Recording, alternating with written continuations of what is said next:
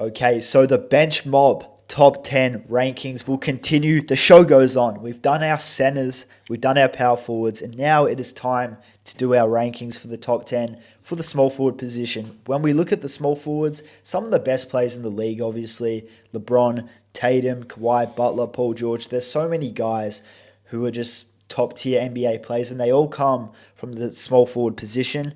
But with that being said, we never know how these lists are going to turn out because we don't know each other's lists, we don't know each other's orders. But nevertheless, I'm very excited. How are we today, Danko? Fantastic, Marcus. Thank you for asking. But yeah, as you mentioned, there's a lot of chaos with these lists. With the last two that we've done, the power forwards and the centers, caused a lot of controversy. There was a couple of snubs there, so I'm sure it's likely going to be the same thing with the small forward spot, but then again, you never know. Maybe this one was a bit of an easier position to sort of deal with and try and rank. But then again, even if we have the same players, for whatever reason, I reckon the rankings will be different for where we have these guys positioned. So I'm excited again, as I always am, to do these discussions and to do these blind ranking or blind drafts and just being able to cause a bit of controversy and a bit of a stir in the comments section, because I know there's always going to be some salty fans out there. Nothing against you guys, we love you, but yeah, there are some salty fan bases and salty people when we don't include people in. But without further ado, we did a blind coin toss, and I did win that coin toss. So without further ado, I'll get into the number 10 pick, and with the 10th slot, I'm going to select a guy that, didn't play much last year, but again was a very important piece to this team when he was up and firing and ready to go and playing the whole season. And that man is none other than Andrew Wiggins, Maple Jordan. So the reason why I had Wiggins in there, again, you saw without him last year for a lot of the season, it probably impacted on how many wins they managed to get. I think he just complements Steph, Clay, Draymond, and that particular group of players really well. And we obviously know he went through that personal stuff last year, and he wasn't available. And I think there was a bit of chaos within that Warriors organization, obviously with the Poole and Draymond saga, and then with the whole Wiggins situation. There wasn't really much stability or continuity with that group last year. And I think now with Wiggins in a great frame of mind, he looked good in that first preseason game. Mind you, it is pre-season, but again, I think if he can get back to that level that he was at when he made that All-Star team, although it was a bit of a controversial All-Star selection, I think he played really well on both sides of the ball.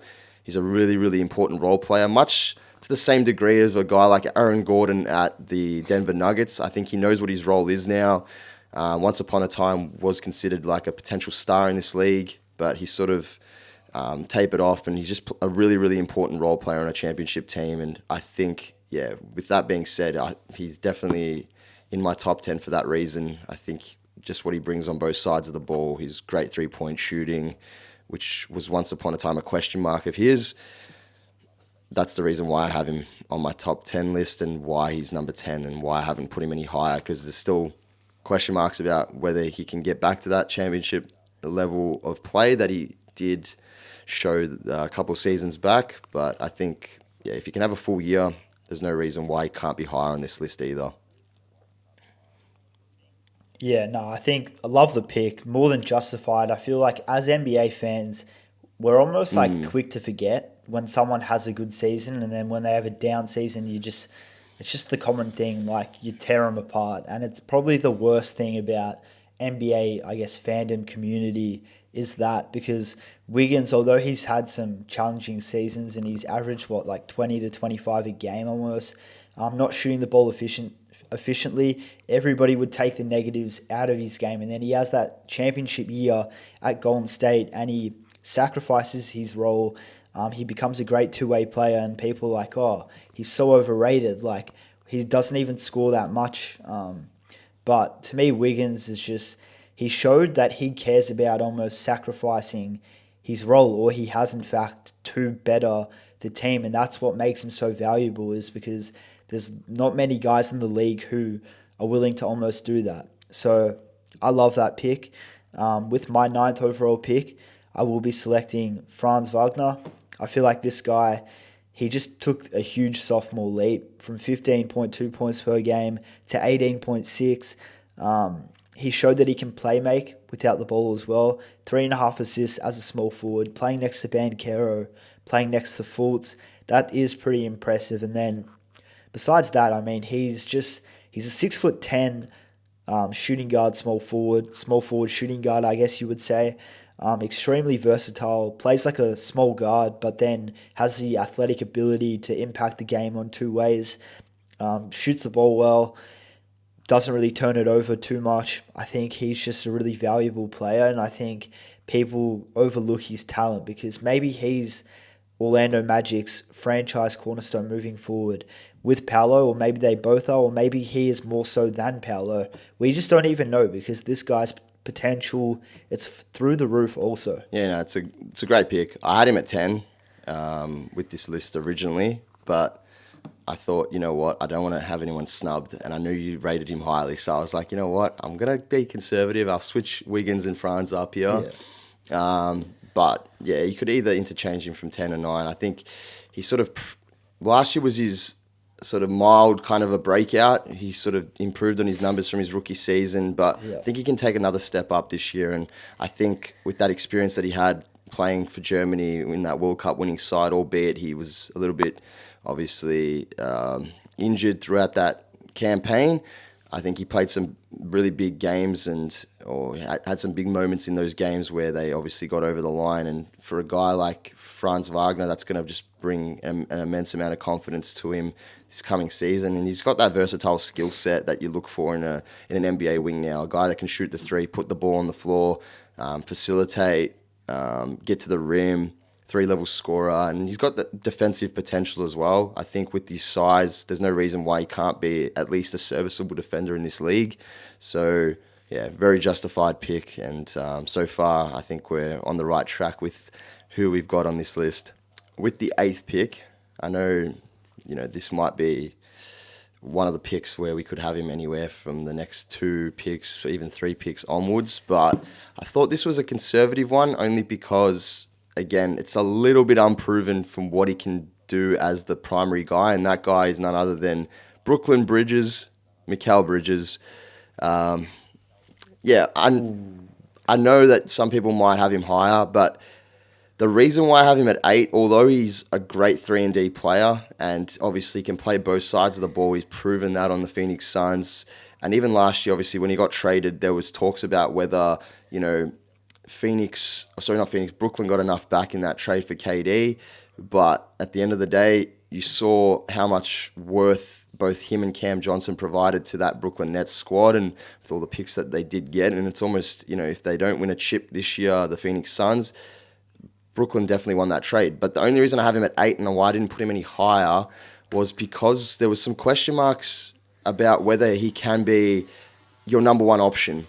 He obviously, for that short period of time after the trade happened, he obviously averaged 26, 26-6 and a couple of assists and, played really solid defense. I think there's still question marks about whether he can be that first option and whether he can be the man for that team, or whether he is a guy that can only be, a complementary piece to a championship roster. So for that reason, that's the reason why I was a bit conservative with the selection at number 8 and why I didn't put him any higher. But he's definitely got that potential to be an all-star player and to have that all-star ascension this year with a full season under his belt at the Brooklyn Nets. But yeah, I thought I just wanted to be a bit more conservative with it, and I wanted to really have him prove to me for a whole year that he can be that number one option on a team without any superstars around him. Yeah, you know what? You just sold me. Like, I completely agree. Obviously, he had that ascension in the second half of the year last season for the Brooklyn Nets, but it's more than justified we do put him a bit lower because he hasn't fully proven that he is necessarily a top 5 to 6 to 7 small forward in this league. And I think when you have future Hall of Famers ahead of him, you can't put someone who almost hasn't really had a full season under his belt where he's played at an elite level. And the guy that I will be taking at pick number 7 is none other than Mr. 34-year-old Hall of Famer, future Hall of Famer, Chicago Bull, DeMar DeRozan. I feel like this guy, he deserves to be on this list. He's 34 years of age, and obviously you can't just go to age and say, oh, this guy's so old. He's so good, look how old he is. But he genuinely is still a top 7 small forward or shooting guard once upon a time. Nevertheless, still an all-star, still one of the best players that this game has to offer. I feel like 25, 5, and 5 with 1 steal, that's no slouch. The guy still gets it done. He still wins ball games. And although it might sometimes come at him, taking those 15 footers, a lot of mid-range jump shots, he's proven that he can play make. And when it's all said and done, maybe he's not the best three-point shooter, but it's something that he's improved on completely in his NBA career. When you look at I know people always harp on this, but in his rookie year, this guy shot 25% from 3. Second year, 10% from 3. To now he's shooting 32, 35, 34% from 3 every single season. So DeMar DeRozan, he's a hell of a talent. And I feel like we almost underestimate his talent because he's been such a good player. Almost for like 10 years he's been at the top level, just tearing it up. Yeah, couldn't agree more. I actually had him at 6. So for the purposes of this, I would have had him at 6, but for the next guy I'm going to pick, I'm going to obviously interchange 6 and 7. But yeah, great pick. And I think the point you made about the mid-range game, it's one of those things that, they might say the mid-range is dead and, you need to be able to shoot the 3, blah, blah, blah, blah, blah. But when it's all said and done, and when it comes down to the key moments in games, especially in the playoffs, the 3 isn't always going to be available, and neither is an easy layup. Sometimes when teams go into that drop coverage, that mid range is always available, and it's the guys that can shoot that mid range well. Guys like CJ McCollum, DeMar DeRozan, those kind of players that can be really comfortable shooting that mid-range are the ones that are most important come playoff time. So, again, not saying that the Chicago Bulls will get to that point this coming season, because I think they're all over the shop in terms of where their identity is at.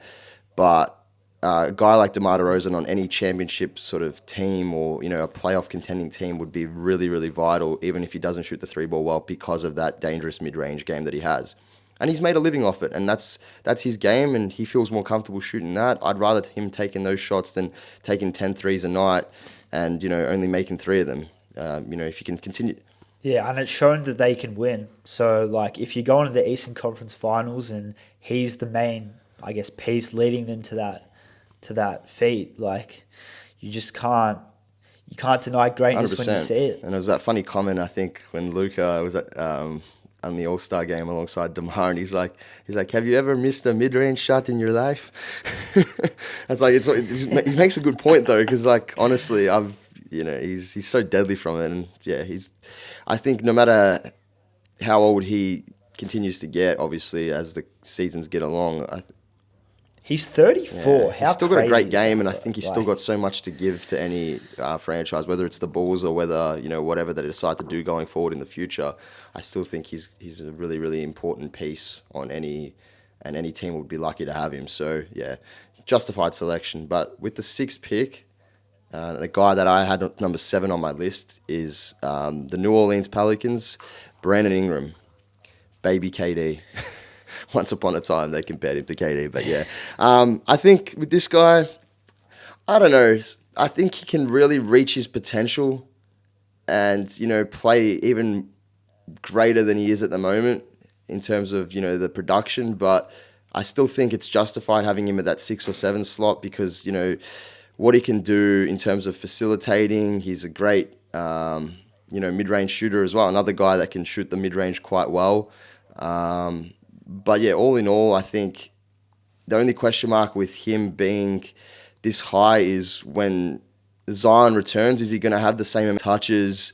Is he going to have the ball in his hands as much as he did with a guy like Zion next to him in comparison to when Zion wasn't there? I think the only question mark as well is his injuries, limiting him to 45 games this past year. But, elite length, he can score, rebound, create. I think with those long arms, He can get any shot he wants. Like I said, ideally you want him to shoot the 3-ball a little bit better, but 24.7 points per game, 5.5 rebounds, 6 assists, 48% from the field. Ideally, you would like him to shoot that, have those numbers in a greater sample size. But again, we know when Brandon Ingram's up and running, he's an all-NBA caliber player, he's an all-star caliber player in this league, and I think it's more than justified having him at the number 6 or 7 slot. But I've had him at 6 here, obviously, because you've selected DeMar at 7. Yeah, no, extremely valid pick. I feel like Brandon Ingram, he's just on the verge of superstardom, but people overlook him so much just because, look, at the end of the day, he's found it difficult to stay on the court, but he's still one of the stars of the league. I feel like Ingram will seriously do some damage, and as will the New Orleans Pelicans. I feel like Willie Green, he's a good coach, and I don't feel like it all comes down to him. I feel like Ingram and Zion just need to be on the court, but this guy could easily put up 26, 6 and 6 with a steal and a block with ease. So all he needs to do, stay healthy, stay on that court.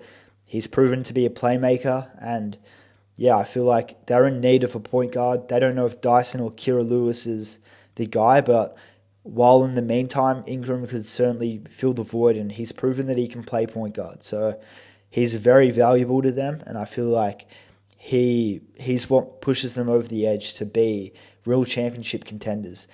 But with so this would be the 5th pick. I don't know, man. This is a real toss-up, and they play for the same team. One played 56 games last year, one played 52 games last year. I don't know who to pick between Kawhi and Paul George. But, look, I feel like I'm going in the route. I have to go with Kawhi above Paul George, so I will be taking Paul George below Kawhi, just because, look, 56 games, he only played 4 more games, 24 points per game, 46% from the field, 6 rebounds, 5 assists, and a steal and a half. One of the best two-way players, as is Kawhi, that this league has to offer. I feel like one of the best scorers. You can't stop this guy. Like, he's a threat from all 3 levels. He's proven that he can lead a team without Kawhi Leonard, but Kawhi Leonard's also, like, when you look at the career landscape, I guess, he's proven that he can win championships to a city like Toronto, who weren't even predicted to be, like, real championship contenders. So I feel like Paul George, I have to put him below Kawhi, but I don't know. PG is probably my favorite player in the league as well. So it feels hard to do this, but at the end of the day, Kawhi, he's great, and I just can't put Paul George above him. But yeah, that was a horrible justification, but like, yeah, I have to put him below. Yeah, well, I had Paul George at 4 and Kawhi at 5. I think it's more so just because of, obviously, everything we've seen with Kawhi recently, coming off an ACL injury. Mind you, Paul George had a knee injury of his own, which set him back quite a number of games. But I think besides that, he was actually pretty healthy throughout the year. I think he missed like the last month of the season or whatever it was. So that impacted on. Yeah, so he might have got to that magical number that is required now in the NBA to obviously win any major awards. So for that reason, I think his knee injury wasn't as severe. And Kawhi, he's come back. He's had time to rehab it. I know they want to be conservative, especially with his injury history and his past, long list of medical ailments that he's had. But ultimately, the way I look at it is, he's had enough time to rehab it. He looks strong. There shouldn't be any reason for him not to step out on the court. And I think sometimes, we maybe give Kawhi too much leeway when it comes to these things. And, for that reason, I have Paul George above, only because when he's out there, for whatever reason, or if he can come out there, and be on the court, he will play. Whereas Kawhi, I feel like even when he's available sometimes, he's like, no, I'll just take a night off. You know what I mean? I feel like that's the difference between them. But in terms of the production and in terms of what they offer, I think they're pretty much on par in terms of, both elite two-way wings, both can shoot pretty well from, any part of the court, whether it's the 3. Paul George slightly better from the 3 than Kawhi, but, Kawhi can get to any spot that he wants to on the court. He's a bit stronger than PG, obviously. Maybe has a bit more of a back to the basket game. Not saying PG doesn't, but again, it's one of those really tough ones because they're both the same position. They can both play a bit of power forward when need be.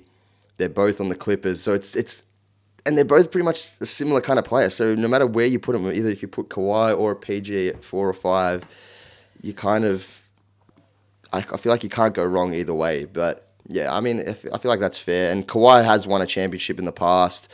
He's led a Toronto Raptors team to that. He's been Finals MVP on a Spurs team. So for that reason, obviously we're not talking about just past accomplishments, but going into next season, they both sort of have question marks about that load management side of things. They're both similar kind of players in a similar stage of their careers. So, and they both came into the league at the same time. So for that reason, it's hard to sort of separate them. So you sort of, now the next thing you have to sort of do is use the past accolades as like who's above who. So yeah, as a reference point. Yeah, it's really do or die. Yeah, so for that reason, I have I can agree with you on that and have Kawhi at 4, but on my list it was Paul George and then Kawhi, so Paul George at 4 and Kawhi at 5. But again, it can be completely interchangeable. But you're right, it's do or die for the Clippers. I feel like, you know, with how SGA has elevated into almost a superstar caliber player, and the fact that they gave him up to, you know, acquire Paul George from OKC, it's the jury's. Obviously, yeah.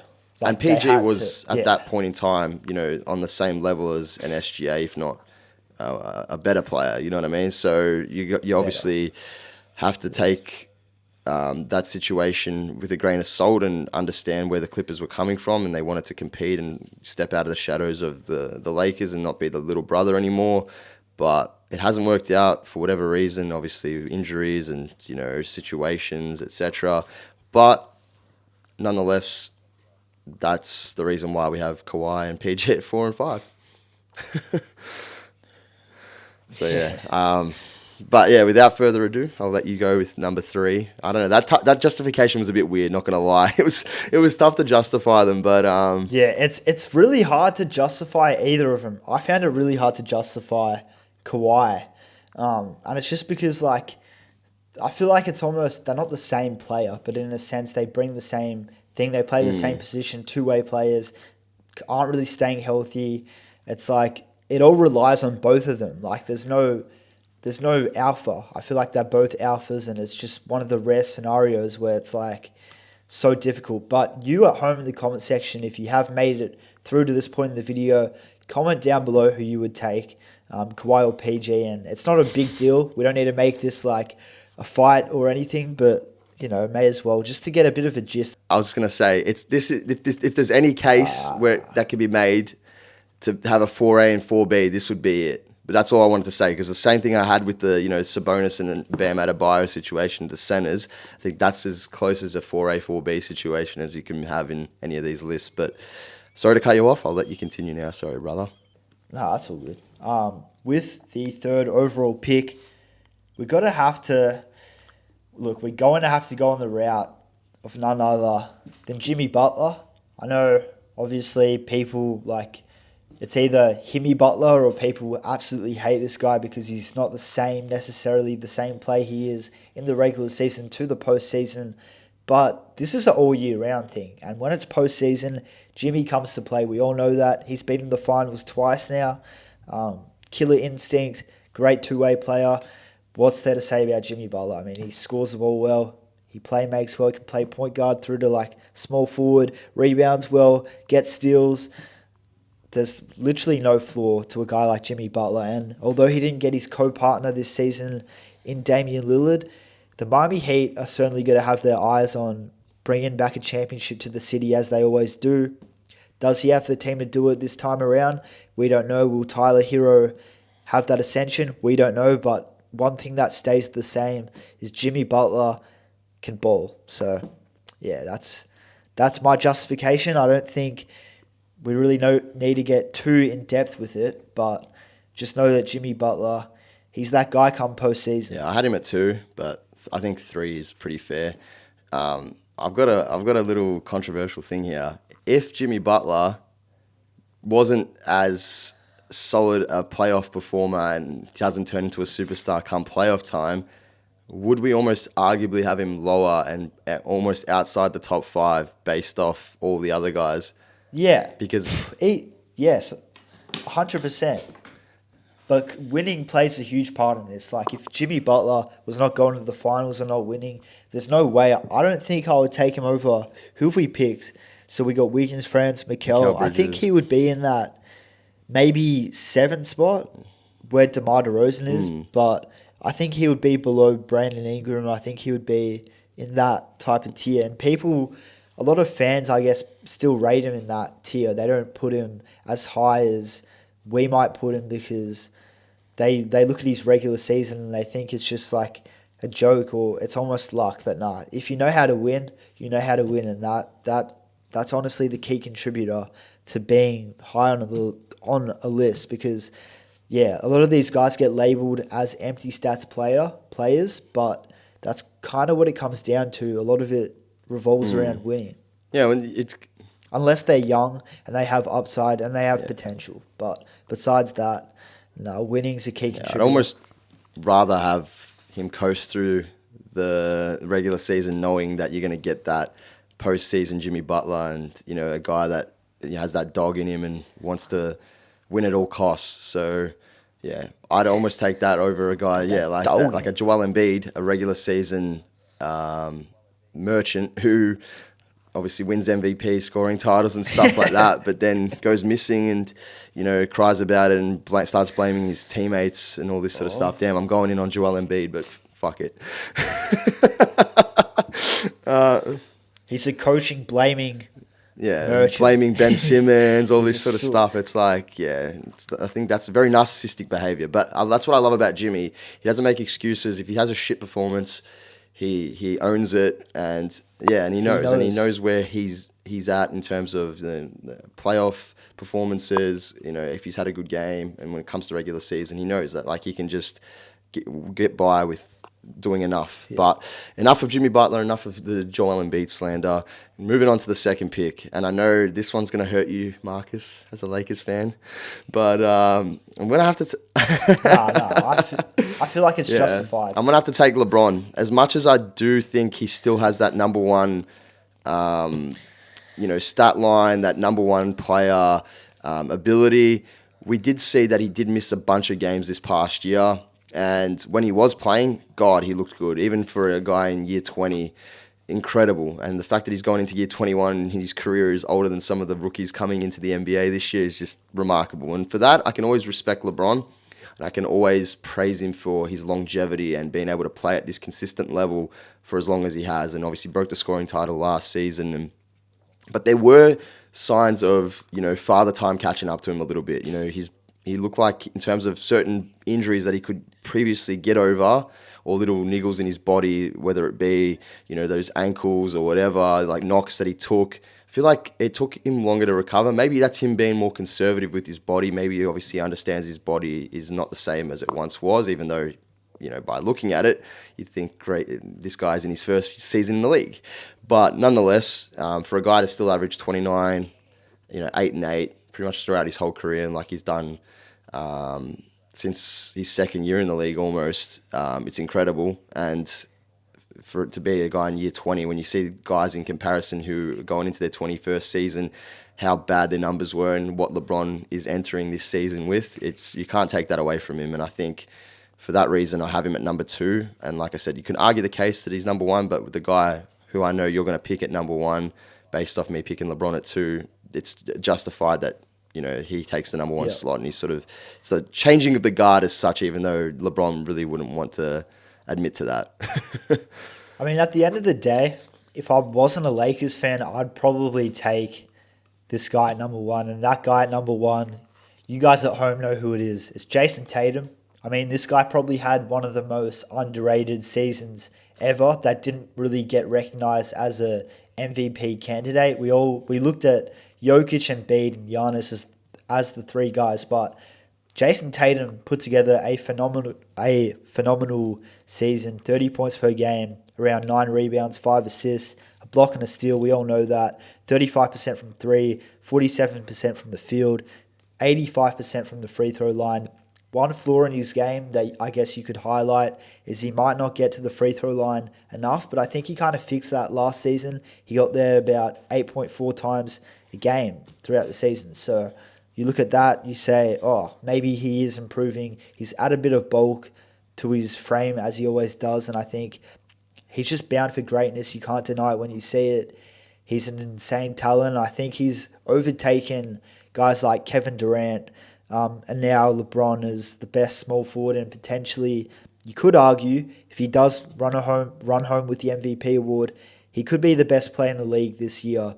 There's no doubt about that. So Jason Tatum, number one pick, I feel like he wraps up this top 10 extremely well, and yeah, more than deserving. I just really don't like the Boston Celtics though, and I hope they don't. That one hurts you to say well, that number one Jason Tatum, best player in the league. Yeah, it hurts a little bit. Not gonna lie. But I think you perfectly summed it up. Only thing I'm gonna add about Jason Tatum's game is sometimes he does take questionable shots, and he sometimes does force it too much. And that's why you look at those shooting splits sometimes, 35% from three. Obviously, 47% from the field is great, considering how much volume he does shoot with. But that's one of the things that I think he could get better at. And I think that number, that 47%, might actually be greater if he can draw contact a bit more. I think sometimes maybe he doesn't, like you said, get to the foul line as much. And then that contested shot that maybe has a bit of contact on it, it ends up missing, and then it goes against his numbers, and it ends up being a miss on the field goal category. But I think if he can just maybe add even a little bit more to that facilitating side of it. Obviously, he averaged the 5 assists, which is great from the small forward spot. But I think if he can get around that 7 assist mark, or even an extra assist or whatever, or just not force it when it's not there to be taken, that specific shot that he's after. There's no harm in now, handing it off to a guy like Kristaps Porzingis, Jaylen Brown, Drew Holiday can get his own. He doesn't need to necessarily have to put up third. Yeah, he can take not it that back. He's still obviously the number one guy, and hence why we've got him number one on the list. But I think with the amount of talent now that Boston Celtics team has, if they really do want to cement themselves as that championship favorite, or being able to come out of the East and be a real threat to win the whole thing, he's got to be smarter with his shot selection come playoff time, and just know that he doesn't have to do it all on his own. But other than that, I think he's in for a really big season, and this past season, obviously making the All-NBA first team, justified him being at the number one slot for the small forwards. Nah, he's definitely got that Kobe instinct in him. And I know we talked about Giannis that last episode, but Tatum's another guy. When he plays, you see it. He's got that killer in him. I don't feel like anything will ever get to him. Not the money, nothing. I feel like he just wants to win. He wants to be great, and couldn't think of a better player, I guess, to wrap up a top 10 list. But recapping on this top 10, I'll just read out some snubs that perhaps could have made the top 10. Scotty Barnes, what do you reckon? You could probably have had him at around like 10, 10, but 10, I don't know. I maybe. feel like Franz's ascension in his second year compared to Scotty plateauing after being a rookie of the year probably hurt him in that sense. I think he still has tremendous upside, and his potential is through the roof, and especially if he can be utilised the right way this year, then that might have been a justification to have him at 10, but I don't know whether I would have done it, because I just feel like Franz is really due for a big year. Yeah, 100%. And then besides that, won't harp on him too much, but a guy like Tobias Harris, a guy like maybe if OG, maybe Devin Vassell, maybe Chris Middleton's another one. But were there any noticeable guys who you thought like maybe could have been snubbed, or Michael do you reckon Porter it's a pretty Jr.? fair I mean, list? you could make the claim if he that's a good obviously works on his efficiency and improves. He sometimes, he takes really good shots, because in his eyes, Even though there's always those memes about him. Michael, the possession ends with me. Porter Jr., I think we've all seen him. But I think, he definitely has. Keldon Johnson, I mean, that's a possible snub. Devin Vassell as well. Even though Keldon's more of a power forward, I think, he's listed as a small forward on Basketball Reference. So there's a lot of... Isaiah Thompson. That's for you Pistons fans out there. Pistons fans, we love you. We love Pistons. Go Pistons. Woo. I mean, to some extent, you could even look at a guy like RJ Barrett. Is he going to get better? I mean, that's a questionable sort of call, but I think he averaged close to 25 and 3 with 43% from the field in 73 games. So again, that's something you could probably argue the case, but playing devil's advocate, I don't think he reaches that top 10 level just at this point in time. But no, I'm happy with the list, and we'll summarize it. So I'll go from 10 to 7, and you can go or 10 to 6, and you can go from 5 to 1. So from number 10, we had Wiggins. Number 9, we had Franz. Number 8, we had Mikal Bridges. Number 7, DeMar DeRozan. Number 6, Brandon Ingram. So I'll let you round out the remaining 5. 5, we had Paul George. 4, Kawhi. 3, Jimmy Butler. 2, LeBron. And at number 1, Jason Tatum. I feel like we did a really good job. I feel like last draft, we were speaking about how the small forward or beforehand could be a bit of a challenging one. But look, I feel like it's pretty good. Like, obviously, yes, we combined both of our lists, but there's no real flaws to it, I think. But, I mean, if there is, comment down below. But I feel like we did a hell of a job, as you said. I'm really happy with the list. Again, you could probably shift a couple of guys from one spot to another, depending on if I had the 10th pick or you had the 10th pick. Yeah. It might have been a little bit of a different sort of layout, but all in all, I think all the players that we had, we both were pretty consistent with, and I don't think there was any real big snubs that we left out. So, no, I'm happy with it. And again, a lot of fun doing this with you and chopping it up and just talking hoops. So if you guys enjoyed it out there, make sure to give this video a like, and all the other ranking videos that we will be doing. Stay tuned. We're also going to do a top 25 players list. So that one's going to cause a lot more controversy than, I'd say, these top 10 rankings. Yeah. That will be interesting. Because there's not as many players to then obviously have to pick from. You got the whole pool of players and you can only pick 25. So there's obviously going to be a lot of snubs there, and that one's definitely going to cause a lot of discussion in the comments section. But nonetheless, we love your interaction.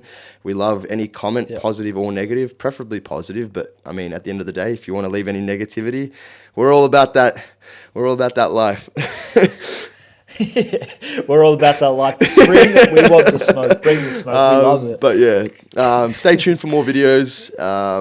Obviously, the NBA season's approaching, so we're going to do a lot more of these discussions, and I feel like we found our niche with these. So, yeah, stay tuned. If you haven't already hit the sub button, make sure to do it. We're nearly at 1,000 subs. We're going to do a jersey giveaway once we reach that number. So, stay tuned for that. And, yeah, without further ado, this has been your boy Danko from the Bench Mob.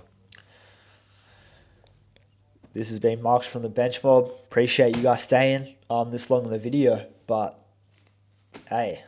Peace out, guys. Catch you next time. Take care, guys. Woo!